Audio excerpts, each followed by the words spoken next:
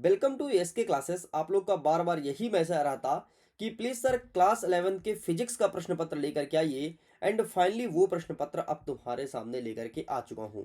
अब आपको करना क्या है, ए टू जेड इसमें जितने भी क्वेश्चन दिए गए हैं, क्वेश्चन नंबर फर्स्ट से लेकर के और आगे बढ़ते बढ़ते अथवा सहित एक एक प्रश्न का आंसर कवर करूंगा और एंड करूंगा जाकर के क्वेश्चन नंबर 20 में। सारे क्वेश्चंस को बहुत अच्छे से याद कर लेना। ये प्रश्न पत्र ठीक अभी अभी मेरे पास आया है और अभी समय है 8:40।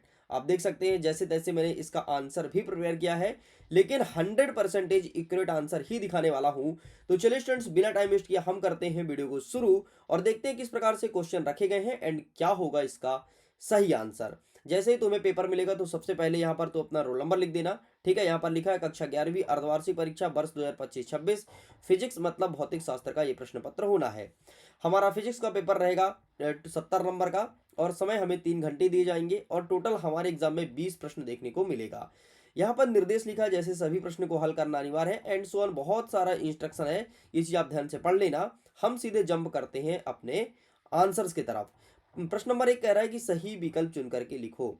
पहला नंबर कहता है कि 0.007 मीटर क्यूब में कितने सार्थक अंक हैं, हमें पहचानना है। तो इसका सही आंसर लिखना है ऑप्शन नंबर ए, एक इस करेक्ट आंसर। इसमें एक ही सार्थक अंक है, वो है 7। नेक्स्ट हमारा कह रहा है प्रश्न क्रमांक 2, निम्नलिखित में से प्रक्षेप कोण के किस जोड़े के लिए क्षैतिज पारस समान होंगे। तो इसका सही आंसर सिंपल सा आपको लिखना है ऑप्शन नंबर ए, 30 डिग्री और 60 डिग्री सही उत्तर हो जाएगा। आगे बढ़ते हैं, तीसरा नंबर कह रहा है यदि किसी स्प्रिंग को आई दूरी तक खींचा जाता है और उसकी संचित ऊर्जा 10 जूल बढ़ती है, यदि स्प्रिंग को आई दूरी तक खींचा जाए तो उसकी स्थितिज ऊर्जा में कितनी बढ़ोतरी होगी। तो इसका सही आंसर आपको लिखना है option number D, 20 joule is correct answer. आगे नेक्स्ट कह रहा है प्रश्न क्रमांक 4 कि पिंड की गतिज ऊर्जा के एवं रेखीय संवेग पी में संबंध क्या होगा। तो इसका सही आंसर लिखना है आपको ऑप्शन नंबर बी, के बराबर √p/2m, ये लिख देना है। आगे नेक्स्ट हमारा कह रहा है पांचवा नंबर, निम्नलिखित में से ऊष्मागतिकीय अवस्था चर नहीं है। तो इसका सही आंसर लिखना है ऑप्शन नंबर डी, ऊष्मा इज करेक्ट आंसर। एंड छठवां प्रश्न कहता है कि अप्रगामी तरंग में दो क्रमिक प्रस्पंदों के बीच की दूरी क्या होती है। तो यहाँ पर आपको लैम्बडा अर्थात ऑप्शन नंबर सी सही उत्तर हो जाएगा। अगर आप इंग्लिश मीडियम के हैं तो फटाफट इंग्लिश में भी क्वेश्चंस को देख सकते हैं। यहाँ पे लिखा है चूज द करेक्ट ऑप्शंस। पहले नंबर का सही आंसर हो जाएगा ऑप्शन नंबर ए, दूसरे नंबर का सही आंसर ऑप्शन नंबर ए, तीसरे नंबर का सही आंसर हो जाएगा आपका ऑप्शन नंबर डी, चौथे नंबर का सही आंसर हो जाएगा आपका ऑप्शन नंबर बी, एंड पांचवें नंबर का सही आंसर हो जाएगा आपका ऑप्शन नंबर डी, एंड छठवें नंबर का सही आंसर हो जाएगा आपका ऑप्शन नंबर सी। इस प्रकार से ये होता है कंप्लीट। चलो भाई फटाफट अब हम देखते हैं प्रश्न क्रमांक 2, जिसमें कह रहा है उचित शब्दों के द्वारा रिक्त स्थान की पूर्ति करना है। ठीक है, ये 6 नंबर का रहेगा, मतलब टोटल एक प्रश्न रहेगा 1 नंबर का। क्या कह रहा है कि 108 किलोमीटर प्रति घंटा बराबर कितने मीटर पर सेकंड होगा। तो यहाँ पर आपको लिखना है 30 मीटर पर सेकंड। ठीक है, तो यहाँ पर आपको 30 कर देना है। 1 सेकंड, थोड़ी मैं पेन के निब को और पतला कर लेता हूँ। ठीक है, नेक्स्ट कहता है कि आपको सदिश का मान दिया गया है, ठीक है, कुछ इतना, और कहता है इसका मापांक क्या होगा। तो इसका मापांक हो जाएगा आपका 10। तो यहाँ पर केवल आपको 10 लिख देना है। नेक्स्ट तीसरा नंबर कहता है कि यदि एक वस्तु पर एफ बल आरोपित करने पर वह भी वेग प्राप्त करता है तो वह शक्ति क्या होगा, है ना। मतलब एफ बल लगा रहे हैं तो भी प्राप्त करता है, तो ये हो जाएगा एफ इंटू वी। बस ये लिखना है। नेक्स्ट कह रहा है चौथा नंबर, सभी ग्रह सूर्य के परितः डैश डैश डैश कक्षाओं में भ्रमण करते हैं तो दीर्घ वृत्ताकार कक्षा में, ठीक है, दीर्घ वृत्ताकार कक्षा में, दीर्घ वृत्तीय कक्षा में भ्रमण करते हैं, ये आपको लिखना है। नेक्स्ट कह रहा है सामान्यतः ताप बढ़ने पर द्रवों का पृष्ठ तनाव क्या होता है। अगर हम ताप बढ़ाएंगे तो द्रवों का पृष्ठ तनाव क्या होगा, कम होगा। तो यहाँ पर आपको लिखना है कम होता है। नेक्स्ट कह रहा है कि एक परमाणविक गैस के अणु में डैश डैश स्थानांतरी स्वतंत्र कोटि होती है। तो यहाँ पर आपको लिखना है 3। ठीक है, 3 होती है। बस इतना लिख के कंप्लीट करेंगे। अगर आप इंग्लिश मीडियम के हैं तो सारे क्वेश्चन को इंग्लिश में देख लो। मैं यहाँ पर आंसर बताया हूँ तो वही आपको यहाँ पर भी लिखना है। आगे देखते हैं फटाफट। प्रश्न क्रमांक 3 कह रहा है कि सही जोड़ी का मिलान कीजिए। देखो, सबसे पहले क्या कहता है, बल। तो बल का क्या हो जाएगा, बल में आपको लिखना है MLT-2, अर्थात ये वाला आपका पहला नंबर हो जाएगा। ठीक है, बी नंबर वाला। ठीक, नेक्स्ट कहता है संवेग। तो संवेग का हो जाएगा MLT-1, तो ये हो जाएगा आपका, यहां से मैच कर दोगे। नेक्स्ट कहता है गति का पहला समीकरण, तो ये हो जाएगा v बराबर u प्लस एटी, तो इससे मैच कर दोगे। नेक्स्ट कह रहा है कि गति का द्वितीय समीकरण, तो ये हो जाएगा आपका s बराबर यू टी प्लस 1/2 एटी का स्क्वायर। नेक्स्ट आपका कह रहा है कि सर्वात्रिक गुरुत्वीय नियतांक, ठीक है, सर्वात्रिक गुरुत्वीय नियतांक, तो इसका सही आंसर हो जाएगा आपका सिंपल सा m-1 L3 और t-2 कर देना है, एंड गुरुत्वीय त्वरण जो बचा है इसका पहले वाला सही उत्तर हो जाएगा। इस प्रकार से मैंने मैच कर दिया, आप इसका स्क्रीनशॉट ले लो और यही चुपचाप चिपका करके चले आना है। आगे हमारा चौथा नंबर कहता है कि एक वाक्य में या एक शब्द में उत्तर देना है। मानक वायुमंडलीय दाब का मान कितना होता है, ठीक है, तो इसका आंसर आपको लिखना है कि 101.3 किलो पास्कल, बस ये लिखना है, ठीक है, ये KPa लिखा है। नेक्स्ट कह रहा है कि किस ताप पर लकड़ी तथा लोहे एक जैसे गर्म तथा एक जैसे ठंडे प्रतीत होंगे, मतलब ऐसा कौन सा टेम्परेचर होगा जिसमें लकड़ी और लोहा समान प्रतीत होगा, तो वो होगा 0 डिग्री सेल्सियस। नेक्स्ट कह रहा है कि उष्मागतिकी का प्रथम नियम का गणितीय सूत्र क्या होगा, ठीक है, इसका गणितीय सूत्र बताना है, तो मैं यहाँ पर लिख देता हूँ डेल क्यू बराबर, ठीक है, डेल क्यू बराबर डेल यू प्लस यहाँ पर लिखना है डेल डब्ल्यू, बस इतना लिखना है, ठीक है। नेक्स्ट कह रहा है कि द्विपरमाणविक गैसों की स्वतंत्र कोटि कितनी होती है, तो यहाँ पर आपको लिखना है 5 होती है। नेक्स्ट कह रहा है कि सरल आवर्त गति में कण के विस्थापन का समीकरण लिखना है, तो यहाँ पर सिंपल सा आपके लिए मैं होमवर्क देता हूँ, इसका आंसर आप लिख दो फटाफट कमेंट सेक्शन में, ठीक है, आंसर लिखिएगा जरूर। नेक्स्ट सेम क्वेश्चन इंग्लिश में अवेलेबल है, यहाँ पर 5 प्रश्न है और ये रहेगा 5 नंबर का। आगे बढ़ते हैं। नेक्स्ट हमारा प्रश्न क्रमांक 5 कह रहा है कि निम्नलिखित कथन का सत्य और असत्य बताना है। आइए फटाफट मैच करते हैं। अच्छा, इसका आंसर दीजिएगा जरूर, जो स्टूडेंट इसका सही आंसर देगा उसको मैं हार्ट दूंगा ताकि सभी स्टूडेंट को पता चल सके कि इनके द्वारा दिया गया आंसर 100% सही है। पहला नंबर कहता है कि मूल मात्रक एक दूसरे से संबंधित होते हैं, तो बिल्कुल यहाँ पर सही कर देना है। नेक्स्ट कह रहा है कि एक विमीय गति में किसी कण की चाल शून्य होने पर भी वेग अशून्य हो सकता है, तो यहाँ पर आपको असत्य कर देना है। नेक्स्ट कह रहा है कि दो वस्तुओं के प्रत्यस्थ संघट्ट में प्रत्येक वस्तुओं का संवेग एवं गतिज ऊर्जा संरक्षित रहते हैं, तो यहाँ पर आपको सत्य कर देना है। नेक्स्ट कह रहा है कि किसी वस्तु का आघूर्ण अक्ष परावर्तित करने पर उसका जड़त्व आघूर्ण भी परावर्तित हो जाता है, तो ये भी आपको सत्य कर देना है। एंड अंतिम नंबर कहता है कि सरल लोलक का आवर्तकाल उसके द्रव्यमान पर निर्भर करता है, तो ये आपका असत्य हो जाएगा। इस प्रकार से दूसरा और पांचवा असत्य है, बाकी सब कुछ सही है। तो सेम क्वेश्चन इंग्लिश में है, प्लीज फटाफट आप इसे इंग्लिश में देख लीजिए। अब स्टूडेंट्स यहाँ पर जितने भी क्वेश्चंस हैं इसका बहुत स्पीड से आंसर कवर करने वाले हैं, तो ध्यान से देखिएगा एक एक चीज को बहुत अच्छे से और फटाफट स्क्रीनशॉट लीजिएगा। बाकी अगर पीडीएफ को डाउनलोड करना है तो इसका पीडीएफ मिलेगा आपको डिस्क्रिप्शन बॉक्स में, जाकर के पीडीएफ को डाउनलोड कर सकते हैं।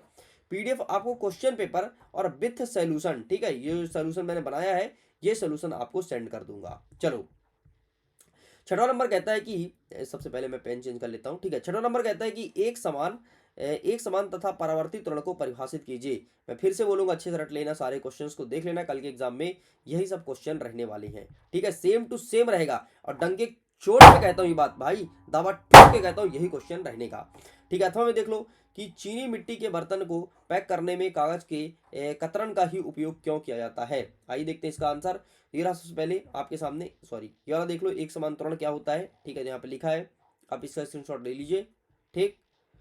चलो आगे देख लेते हैं। इसका अथवा क्या कहता है कि चीनी मिट्टी में कतरन का यूज क्यों करते हैं, तो ये यहाँ पर लिखा गया है, ठीक है। एंड सुरक्षा और खाली जगह, ये पॉइंट तुम्हें नहीं लिखना है, 2 नंबर का प्रश्न है, इतना तुम्हें लिख करके चले आना है।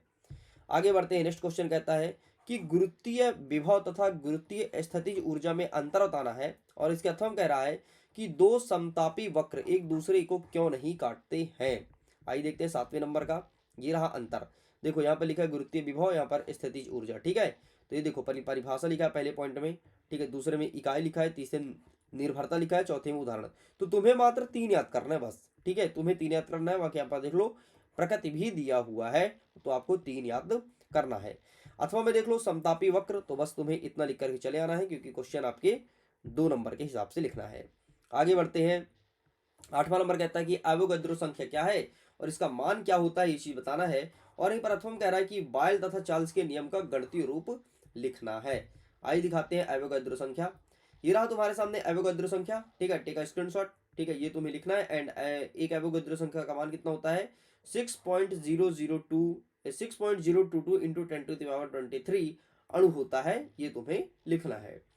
और अथवा वाला देख लो, बायल और चार्ल्स के नियम का गणितीय सूत्र, ठीक है, तो बायल का क्या हो जाएगा, P1 V1 equal P2 V2, और यहाँ पर तुम्हारा चार्ल्स का हो जाएगा V1 upon T1 equal V2 upon T2।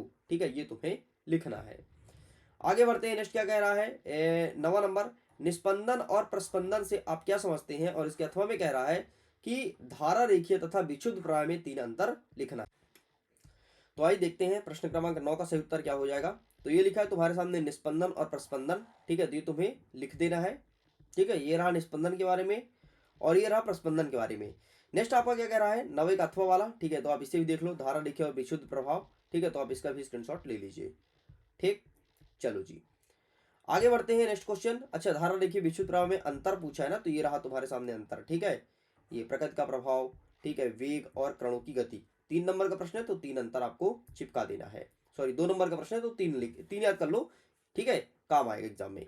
Next हमारा 10वां नंबर कहता है कि ऊर्ध्वाधर ऊपर की ओर फेंके गए किसी पिंड के लिए त्वरित गति का समीकरण प्राप्त कीजिए, और यहीं पर अथवा कह रहा है कि समतापी प्रसार में गैसों द्वारा किए गए कार्य की गणना कीजिए। आइए देखते हैं इसका सही आंसर क्या होगा। तो ये रहा, ऊर्ध्वाधर कोई पिंड को ऊपर फेंके जाते हैं तो क्या निकलेगा, प्रारंभिक शर्तें क्या होगी, ये याद कर लो। ठीक है, एंड आगे का ये देख लो, वेग समय समीकरण क्या हो जाएगा। ठीक, और ये विस्थापन का समीकरण, तो ये तुम्हें लिख करके चले आना है। ठीक है, नेक्स्ट क्वेश्चन देख लीजिए, एंड ये रहा कंप्लीट आंसर। नेक्स्ट अथवा वाले देख लो, 10 का अथवा। ठीक है, यहाँ से स्टार्ट करोगे तो टेक स्क्रीनशॉट, फटाफट स्क्रीनशॉट लेते जाओ। बाकी मैं तो कहता हूँ पीडीएफ मिल जाएगा, तो लिंक डिस्क्रिप्शन बॉक्स में जाकर के पीडीएफ को डाउनलोड कर लो। क्वेश्चन पेपर विद सोल्यूशन तुम्हें प्रोवाइड करा दिया जाएगा। 11 नंबर कह रहा है कि बीमीय विश्लेषण की सीमा तथा उपयोग बताना है, और इसी के अथवा में कह रहा है कि कैपिटल जी और स्मॉल जी में संबंध बताना है और सिद्ध करना है कि गुरुत्वीय त्वरण का मान वस्तु के द्रव्यमान पर निर्भर नहीं करता है। ठीक है, ये बहुत अच्छा प्रश्न पूछा गया है। ये रहा सबसे पहले बीमीय विश्लेषण की सीमाएं। ठीक, एंड ये रहा इसका उपयोग। तो 2-3 उपयोग बस पढ़ लेना। चलो आगे बढ़ते हैं, नेक्स्ट 12 नंबर कह रहा है कि अपरूपण विकृति किसे कहते हैं, और इसके अथवा में कहता है कि 80 मीटर की ऊंचाई पर ऊंचाई तक पहुंचाने के लिए किसी गेंद के लिए न्यूनतम किस वेग से ऊपर फेंकना होगा। ठीक है, तो ये देखो 11 का अथवा तुम्हारे सामने मेंशन है। ठीक, तो ये तुम्हें फॉर्मूला लगाना है, एंड इस प्रकार से कैपिटल जी और स्मॉल जी में अंतर जो है वो कंफर्म करना है। ठीक है, अपर रूपण क्या होता है, तो ये रहा आंसर, ठीक है स्क्रीनशॉट। एंड ये रहा 80 मीटर वाला। ठीक है, तो आप इसका भी स्क्रीनशॉट ले लीजिए, एंड ये इसका गणना आ जाएगा यू का मान। ठीक है, तो ये बस यहीं तक लिख के कंप्लीट करना है। आगे बढ़ते हैं, नेक्स्ट क्या कह रहा है। नेक्स्ट हमारा कह रहा है 13 नंबर की बल युग्म किसे कहते हैं, और बल युग्म आघूर्ण के लिए सूत्र व्युत्पत्ति कीजिए। अथवा कहता है कि पृष्ठीय ऊर्जा किसे कहते हैं, पृष्ठीय ऊर्जा तथा पृष्ठ तनाव में संबंध भी बताना है। तो ये रहा तुम्हारे सामने। ठीक है, एंड यहाँ से स्टार्ट होता है। ठीक, तो ये तुम्हारे सामने रहा 13 नंबर, ये चित्र भी बनाना है, एंड ये स्क्रीनशॉट ले लो। ठीक है, ये कंप्लीट होता है। अब 13 का अथवा देखो, ये यहाँ से स्टार्ट होता है 13 का अथवा। ये चित्र देख लो, चित्र बनाना है, एंड ये रहा। ठीक है, इसके बाद आपको 13 का अथवा में ये भी लिखना है। ठीक है, आगे का भी स्क्रीनशॉट ले लीजिए, एंड इतना लिख के कंप्लीट करेंगे। आगे बढ़ते हैं, ये रहा नेक्स्ट पॉइंट, एंड ये रहा। ठीक है, और ये होता है कंप्लीट। आगे बढ़ते हैं, नेक्स्ट क्वेश्चन कहता है प्रश्न क्रमांक 14, एकांक सदिश ए को किसी एक्स वाई समतल में वियोजित कीजिए, और अथवा कह रहा है कि गुरुत्वाकर्षण का सर्वात्रिक नियम लिखिए तथा गणितीय सूत्र की विवेचना कीजिए। आइए देखते हैं 14 नंबर का। तो ये रहा तुम्हारे सामने आंसर, आप इसका स्क्रीनशॉट ले लो। ठीक है, एंड ये रहा 14 का अथवा। ठीक, तो आप इसका भी स्क्रीनशॉट ले लीजिए। चलो आगे का ये रहा, तो आप इसका भी स्क्रीनशॉट लीजिए, एंड नेक्स्ट ये रहा। चलो आगे बढ़ते हैं, नेक्स्ट क्या कह रहा है 15 नंबर, पाइसन अनुपात किसे कहते हैं, और इसके अथवा में कह रहा है कि स्टोक का नियम लिखिए। पाइसन अनुपात और स्टोक का नियम, ये रहा तुम्हारे सामने पाइसन का अनुपात। ठीक है, तो टेक का स्क्रीनशॉट, एंड ये रहा नेक्स्ट, और ये रहा नेक्स्ट, एंड ये देख लेते हैं 15 का अथवा। ये रहा तुम्हारे सामने, तो आप इसका भी स्क्रीनशॉट ले लीजिए। आगे बढ़ते हैं, 16 नंबर कह रहा है कि वृत्तीय गति किसे कहते हैं, एक समान वृत्तीय गति के लिए अभिकेंद्रीय त्वरण ज्ञात कीजिए, और अथवा में कह रहा है कि ग्रह की गति संबंधी केपलर का नियम बताना है। तो ये रहा तुम्हारे सामने 15 का अथवा वाला, स्टोक का चित्र भी देख लो। ठीक है, बाकी यहाँ से अब देखो वृत्तीय गति वाला आंसर। ठीक, ये चित्र देख लो, चित्र तो जरूर बना करके आना, पता चले तुम चित्र नहीं बनाए तो नंबर कट जाए। ठीक है, ठीक है स्क्रीनशॉट, एंड नेक्स्ट स्क्रीनशॉट। अथवा देख लो फटाफट, केपलर का नियम ये रहा, एंड ये रहा नेक्स्ट। ठीक है, यहाँ तक होता है कंप्लीट। आगे बढ़ते हैं, 17 नंबर कह रहा है कि संवेग संरक्षण का नियम बताना है तथा बंदूक के लिए प्रक्षेपित वेग के लिए सूत्र ज्ञात करना है, और यहीं प्रथम कह रहा है कि प्रक्षेप गति किसे कहते हैं, उड्डयन काल समझाना है, अधिकतम ऊंचाई और क्षैतिज पारस को बताना है। तो आइए देख लेते हैं। ठीक है, ये रहा संवेग संरक्षण, टेक स्क्रीनशॉट, एंड ये रहा स्क्रीनशॉट लो। अब देखो बंदूक के लिए प्रक्षेपित का सूत्र, ठीक है, तो ये चीज तुम्हें लिखना ही पड़ेगा मेरे भाई, ठीक है, टेक स्क्रीनशॉट। चलो प्रक्षेप गति अथवा वाला देख लो फटाफट, तो ये रहा उड्डयन काल वाला, ठीक है, एंड ये रहा अधिकतम ऊंचाई वाला, एक साथ दिखा देता हूँ, ये रहा अधिकतम ऊंचाई वाला, एंड ये रहा तुम्हारे सामने क्षैतिज पारस वाला, ये भी होता है कंप्लीट, ठीक है। चलो चलो जी आगे बढ़ते हैं। नेक्स्ट क्वेश्चन क्या कहता है, नेक्स्ट कहता है कि पलायन वेग किसे कहते हैं, पृथ्वी तल से किसी पिंड के लिए पलायन वेग का व्यंजक निकालना है। और अथवा कह रहा है कि अगर सर्दियों में सुबह सुबह भूमिगत जल मतलब जो जमीन का पानी होता है वो गर्म होता है और जैसे जैसे दिन होता है वैसे पानी ठंडा होते आता है, ऐसा क्या कारण है। वाह गजब का प्रश्न पूछा यार, ठीक है, और ऐसे क्वेश्चन आ रहे हैं आपके एग्जाम में। तो ये रहा पलायन वेग, टेक स्क्रीनशॉट, एंड ये खत्म होता है, एंड ये रहा तुम्हारे सामने सर्दियों वाला आंसर, ठीक है, तो इसका भी स्क्रीनशॉट ले लो, ठीक है। और सर्दियों में सुबह सुबह ऐसा क्यों होता है यहाँ पर लिखा गया है, ठीक। तो बाकी ये तुम्हें इतना नहीं लिखना है, तुम्हें केवल ये मेन पॉइंट लिखना है और ये कुछ सब हेडिंग डाल के जरूर लिख देना, ठीक। तो आप स्क्रीनशॉट तो ले ही लो, ठीक है। ये रहा, अब दिन के दोपहर के समय ऐसा क्यों होता है, तो इसका भी आंसर लिखा गया है। आगे बढ़ते हैं। नेक्स्ट कह रहा है प्रश्न क्रमांक 19, दो उपग्रह को उनके ग्रहों के बीच की दूरी का अनुपात 1:4 है, उसका परिक्रमा काल का अनुपात ज्ञात करना है, ठीक है। और अर्थों कह रहा है कि बर्नौली का प्रमेय बताइए। आइए देख लेते हैं फटाफट। ये रहा ग्रह वाला, ठीक, इस प्रकार से निकालना है और कंप्लीट होता है। नेक्स्ट ये रहा बर्नौली का प्रमेय, ठीक है, बर्नौली का प्रमेय का स्क्रीनशॉट ले लीजिए फटाफट, एंड ये रहा नेक्स्ट, एंड ये रहा नेक्स्ट, कंप्लीट होता है ये भी। आगे बढ़ते हैं। आज का अंतिम प्रश्न जो कि है प्रश्न नंबर 20, लंबी कूद में खिलाड़ी कुछ दूर से दौड़ करके आता है ताकि अधिक दूरी तक कूद सके, ऐसा क्यों करता है, ठीक, कारण से उत्तर देना है। और अथवा कह रहा है कि किसी क्रिकेट खिलाड़ी एक मैच में 25 मीटर ऊंचा और 100 मीटर लंबा छक्का लगाता है तो गेंद और बल्ले के संपर्क समय पर गेंद का वेग तथा क्षैतिज कोण ज्ञात कीजिए। मतलब उसे गेंद की स्पीड क्या रही होगी और उसने कितने एंगल पर बल्ले को घुमाया होगा। सबसे पहले देख लो लंबी कूद वाला खिलाड़ी, ठीक है, तो ये पॉइंट जरूर लिखना, गति के संवेग को बढ़ाना, ऊर्जा का रूपांतरण करना, जड़त्व का लाभ। पता चले कि तुम छोटा सा लिखो और प्रश्न है आपके 4 नंबर का तो नंबर कट जाए, इसलिए तीनों पॉइंटों को जरूर मेंशन करना, ठीक है। अब हम अंतिम प्रश्न का उत्तर देख लेते हैं। ये रहा, एंड इसका भी स्क्रीनशॉट ले लो, एंड ये रहा आपके सामने next and next and next, ठीक है, एंड ये रहा, एंड ये रहा, इसका भी स्क्रीनशॉट लीजिए। इस प्रकार से स्टूडेंट्स इसका सही आंसर आ जाएगा आपका 31.3 मीटर पर सेकंड, एंड ये रहा आपका फाइनल आंसर। तो इस प्रकार से आपको पूरा का पूरा प्रश्न पत्र सॉल्व करना था। मैंने एक एक प्रश्न का उत्तर कवर कराया है, ठीक है, A to Z। तो पीडीएफ को डाउनलोड कीजिए, लिंक वीडियो को डिस्क्रिप्शन बॉक्स में दिया गया है, अपने मित्रों तक साझा कर दीजिए अगर कल के एग्जाम में तबाही मचाना हो तो। मैं वीडियो करता हूँ। Thanks for watching, bye bye.